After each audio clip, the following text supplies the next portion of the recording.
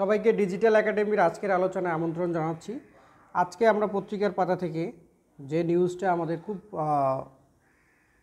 চোখে পড়ার মতো, সেটা হচ্ছে আমাদের একটা আশা জাগা নিয়ে একটা রেকর্ড হয়েছে। যেটা হচ্ছে আমরা দানাদার খাদ্য উৎপাদনে গত বছরের যে উৎপাদন আমাদের হয়েছে দানাদার খাদ্য, অর্থাৎ আমাদের যে ধান, গম, ভুট্টা, তার উৎপাদন আগের যে কোনো বছরের রেকর্ডকে ক্রস করে গেছে। তো এই রিপোর্টটা মূলত যে ফুড অ্যান্ড এগ্রিকালচার যে অর্গানাইজেশন ফাও আছে, ইতালির রোমে অবস্থিত, সেই ফাওয়ের রিপোর্ট থেকে নেয়া। তো ফাওয়ের রিপোর্টে যেটা বলা হয়েছে যে দেশে যে দানাদার খাদ্য উৎপাদন হয়েছে গত বছর, তার মোট পরিমাণ হয়েছে 6,43,000 টন। তো 6,43,000 টন আমাদের যে বিগত বছরগুলোতে যে উৎপাদন হয়েছে তার চেয়ে প্রায় দেখা যায় যে অনেক বেশি।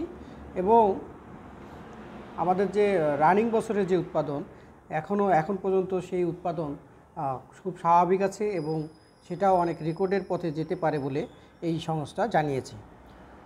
তো আমাদের আরেকটা জিনিস তারা উঠায় নিয়ে আসছে, সেটা হলো যে গত 2 বছরে আমাদের যে খাদ্য আমদানির যে প্রবণতা, সেটা সামগ্রিকভাবে যে একটা ভাটা পড়েছে, অর্থাৎ কমে গেছে।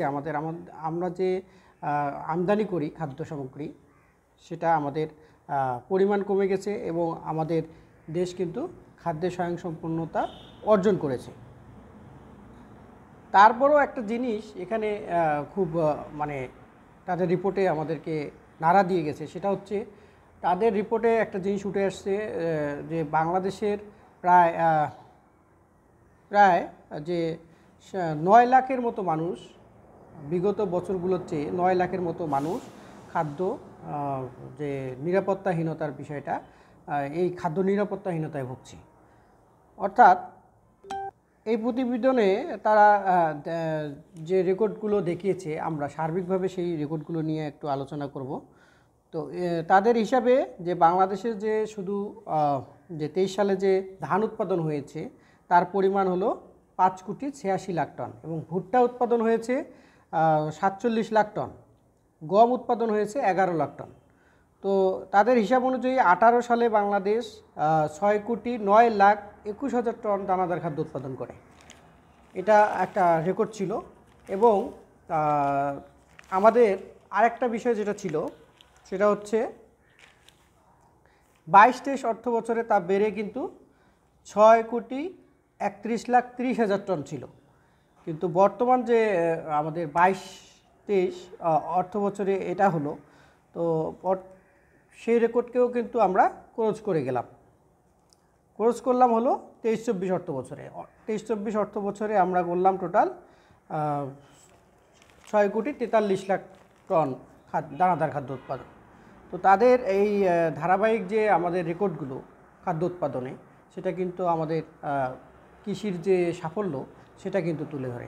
কৃষিখাত আমাদের প্রধান একটা পেশা। তো কৃষিখাতকে আমরা কিন্তু খুব প্রায়োরিটি দিয়ে যদি আমাদের সরকার যদি কাজ করে, তাহলে কিন্তু আমাদের সার্বিক উন্নয়ন খুবই ত্বরান্বিত হবে। এবং আমরা বিশ্বের এমনও দেশ দেখেছি যে দেশগুলো কিন্তু কৃষির মাধ্যমে কিন্তু উঠে গেছে। যেমন আমরা চায়নার যদি অর্থনীতির কথা বলি, চায়না, রাশিয়া, তো এই দেশগুলো কিন্তু কৃষিকে তাদের মূল ধরে কিন্তু তারা কিন্তু দেশকে এগিয়ে নিয়ে গেছে। এছাড়া কোরিয়া, তো তারা কৃষির পাশাপাশি তারা শিল্পকেও তারা প্রাধান্য দিয়ে কিন্তু এগিয়ে গেছে। তা আমাদের কৃষি এবং শিল্প খাতকে খুব গুরুত্ব দেওয়া উচিত এবং সেই অনুযায়ী কিন্তু আমাদের কাজ করা উচিত। তো তারা একটা জিনিস যেটা বলছে এই রিপোর্টে, যে গত এপ্রিলে আমাদের দেশে যে রিমালের আঘাত হয়, ঘূর্ণিঝড় রিমাল, তো তাতে কিন্তু আমাদের কিন্তু যে সিলেটের যে বন্যা হয়, তারপর কিছু যে ক্ষতিগ্রস্ততা হয়, তারপরেও কিন্তু আমাদের উৎপাদন কিন্তু চলতি বছর স্বাভাবিক আছে বলে তারা এই রিপোর্টে বলেছে।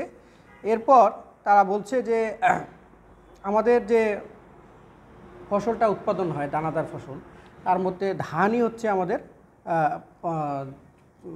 ম্যাক্সিমাম। এবং ধান থেকে যে ধানগুলো আমরা পাই, সেটা হলো বোরো ধান, আমন ধান, ইরি ধান।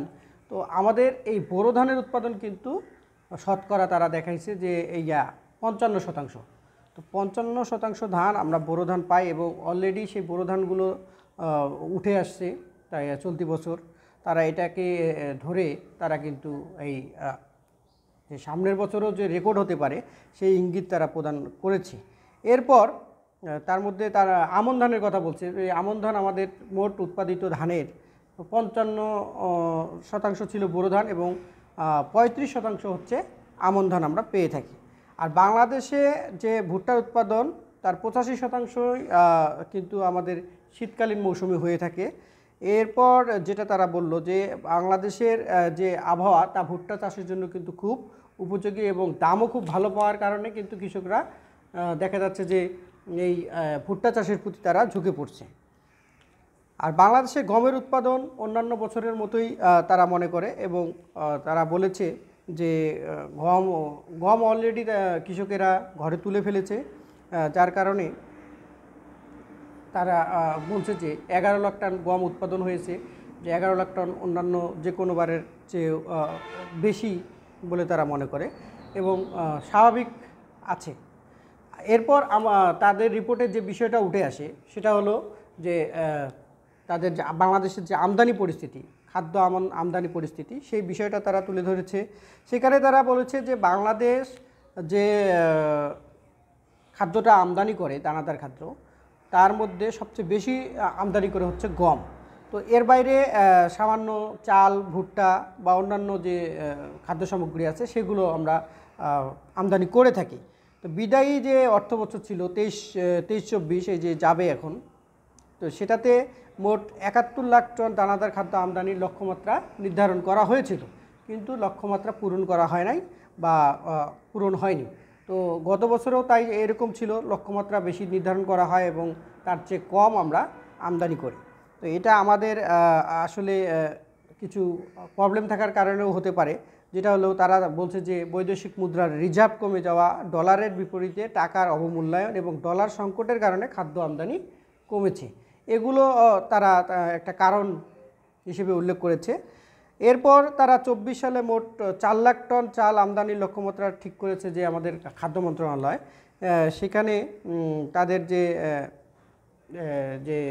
4 লাখ টনের যে আমদানির লক্ষ্যমাত্রা নির্ধারণ করেছে তারা সেটাকে সাধুবাদ জানিয়েছে যে এত কিছু সংকট থাকার পরও বাংলাদেশ এখন কিন্তু একটা খাদ্যের যে স্বয়ংসম্পূর্ণতা এবং খাদ্য নিরাপত্তাহীনতায় ভোগা জনগোষ্ঠীর সংখ্যা কিন্তু আমাদের অন্যান্য যে কোনো দেশের চেয়ে কম। তারপরও আমরা কিন্তু এখনও খাদ্য নিরাপত্তাহীনতায় ভুগছি এবং সেই বিষয়টা নিয়েও তারা বিস্তারিত আলোচনা করেছে।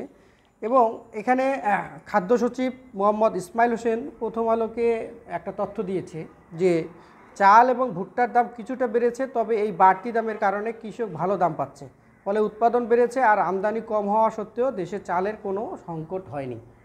এই জিনিসটা কিন্তু আমাদের বর্তমান খাদ্য সচিব মোহাম্মদ ইসমাইল হোসেন স্যার কিন্তু বলেছে। তবে 22 এবং 23 সালের পর রেকর্ড খাদ্য উৎপাদন এবং চলতি বছরের অর্ধেক সময়ে খাদ্য উৎপাদন বৃদ্ধির ধারাবাহিকতা থাকায় দেশে খাদ্যের যে প্রাপ্যতার পরিস্থিতি সেটা কিন্তু স্বাভাবিক আছে বলে তিনি মনে করেন। তো বাংলাদেশের খাদ্য নিরাপত্তাহীনতার যে পরিস্থিতিটা সেটা কিন্তু ফুড অ্যান্ড এগ্রিকালচার অর্গানাইজেশন খুব সুন্দরভাবে তুলে ধরছে আমার মনে হয় এই রিপোর্টে।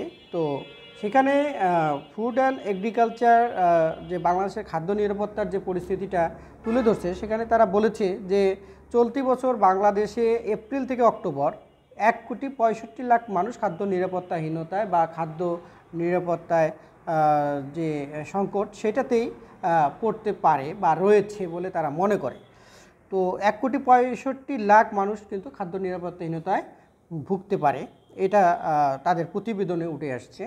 তো এই সংখ্যাটা কিন্তু গতবারের যে সংখ্যাটা তারা দিয়েছিল তার চেয়ে কিন্তু 9 লাখ বেশি।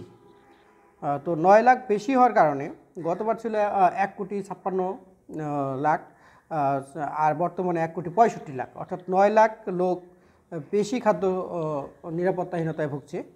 তো এই জিনিসটা তারা খুব সুন্দরভাবে তুলে ধরেছে এবং বিশ্বে খাদ্য নিরাপত্তাহীনতায় যে ভোগা দেশের যে সংখ্যা আছে সেখানে কিন্তু বাংলাদেশের নাম আছে এবং এই খাদ্য নিরাপত্তাহীনতায় ভোগা দেশের 45টা দেশ আছে বিশ্বে এরকম, যে যারা খাদ্য নিরাপত্তাহীনতায় ভুগছে বা যেসব দেশের জনগণ খাদ্যর যে সিকিউরিটি থাকার কথা, অর্থাৎ আমাদের যে বেসিক নিড খাদ্য, সেটার যে ঘাটতি আছে বলে তারা মনে করে।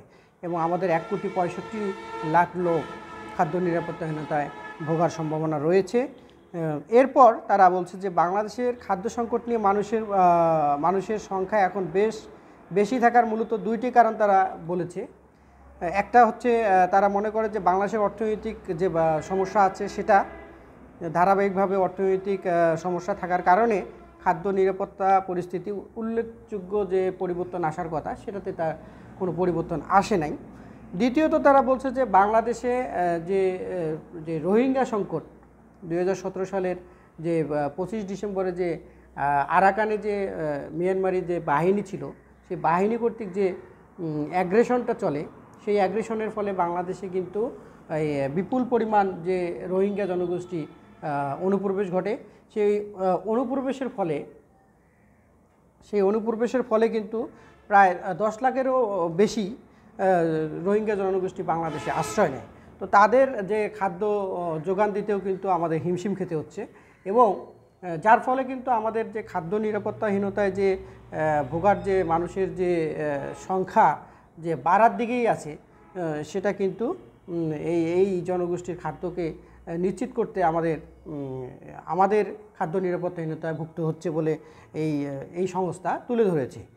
তো সার্বিক আসলে পরিস্থিতি এবং বিশ্ববাজার বিশ্লেষণ করে যদি আমরা দেখি, তাতে বাংলাদেশের খাদ্য উৎপাদন কিন্তু বাড়ানোর দিকে নজর দেওয়া ছাড়া আমাদের এই খাদ্য সংকট বা আমাদের খাদ্য নিরাপত্তাহীনতা, ফুড সিকিউরিটি নিশ্চিত করা সম্ভব না। তো আমরা যদি ফুড সিকিউরিটি নিশ্চিত করতে চাই, তাহলে কিন্তু আমাদের সকলের যে কোনো পরিত্যক্ত জমিতে ফসল উৎপাদনের মাধ্যমে আমরা কিন্তু আমাদের ঘাটতিটা পূরণ করতে পারি। এতে করে আমাদের দেশ সার্বিকভাবে কৃষিতে সমৃদ্ধ হবে এবং আমরা একটা খাদ্য নিরাপত্তায় নিশ্চিত একটা জাতি আমরা কিন্তু পেয়ে যাব। এবং আরও যে কথাটা বলা দরকার, সেটা হচ্ছে খাদ্য নিরাপত্তা কিন্তু মানুষের একটা মৌলিক একটা চাহিদা। তো খাদ্যকে আমরা যদি নিশ্চিত না করতে পারি, তাহলে কিন্তু আমরা বিশ্বের বুকে কিন্তু একটি আলোকিত জাতি হিসেবে উঠে দাঁড়াতে পারবো না। এজন্য আপনাদের যদি বাড়ির আশেপাশে কোনো পরিত্যক্ত জমি থাকে, সেখানে আপনারা ফসল উৎপাদন করুন, কোনো জায়গাকেই ফেলে রাখবেন না। যতটুকু জায়গা হয় ততটুকুতেই আপনারা ফসল উৎপাদন করুন, গাছ লাগান, বা যে আপনাদের যতটুকু চাহিদা সেই অনুযায়ী আপনারা নিজেদের খাদ্য নিজেরাই উৎপাদন করার দিকে মনোযোগ দেন। তাহলে কিন্তু আমরা কিন্তু কৃষিতে যেমন সমৃদ্ধ হব, সেই সাথে আমরা উন্নত বিশ্বের দিকে আমরা কিন্তু ধাবিত হতে পারব। তো সবাইকে আসলে এই খবরে আমরা যেটা নিউজ পেলাম যে আমাদের দানাদার খাদ্যের সব রেকর্ড ছুঁয়ে গেছে বা ছাড়িয়ে গেছে, তো এটা আসলে আমাদের জন্য আশার বাণী নিয়ে আসে, এবং আমরা ভবিষ্যতে হয়তো একটা খাদ্য যে উৎপাদনে যে আমরা একটা মাইল ফলক ছুঁব, তার একটা আমরা দিক নির্দেশিকা পাই। তো আমাদের আরও উৎপাদন বৃদ্ধি পাক এবং আমরা আরও ভালো একটা খাদ্য নিরাপত্তা নিশ্চিত জাতি হিসেবে গড়ে উঠি, এই কামনায় ডিজিটাল একাডেমির আজকের আলোচনা থেকে বিদায় নিচ্ছি। সবাইকে ডিজিটাল একাডেমির সাথে থাকার জন্য আমন্ত্রণ জানাচ্ছি। ধন্যবাদ সবাইকে।